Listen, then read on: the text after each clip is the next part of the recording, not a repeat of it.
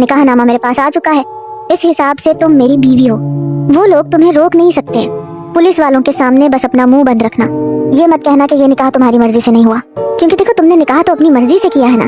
बातें भी मुझसे की हैं, मोहब्बत भी की है, बस सिर्फ नाम का ही फर्क था। इंसान तो मैं वही हूँ जिससे तुम निकाह करना चाहती थी। वो कहने लगी मुझे कुछ समझ में नहीं आ रहा, आप क्या कह रहे हैं।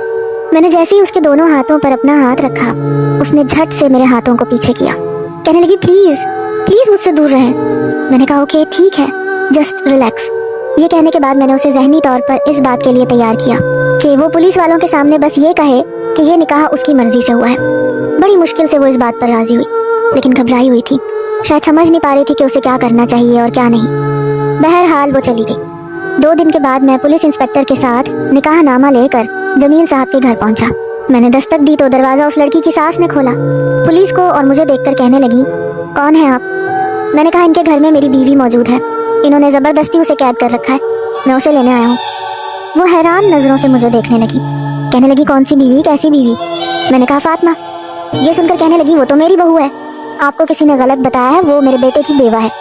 मैंने कहा वो मेरे निकाह में है और मैं उस पर हक रखता हूँ, कानूनी शरई तौर पर सारे सबूत मेरे पास हैं। मैंने निकाह नामा दिखा दिया। वो हैरान रह गई। पुलिस इंस्पेक्टर कहने लगा कि अगर वो लड़की इस बात का एतराफ़ करेगी तो फिर आपको इनकी बीवी को इनके हवाले करना पड़ेगा। वो हैरान थे। साथ में लेडीज पुलिस भी आई थी, इसीलिए दरवाजा खोल कर अंदर चली गई।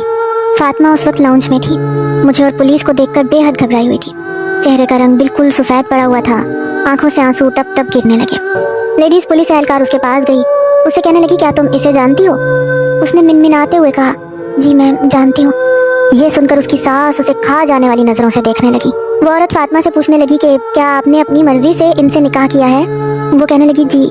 ये कहना था कि मैंने कहा सुन लिया आप लोगों ने, अब आप लोग मेरी बीवी को मेरे हवाले कर दें। वो औरत लड़ने लगी। उसके ससुर भी कहने लगे कि हमारी बरादरी में ऐसे नहीं होता, ये हमारे बेटे की बेवा है, सारी जिंदगी ये यहीं गुजारेगी।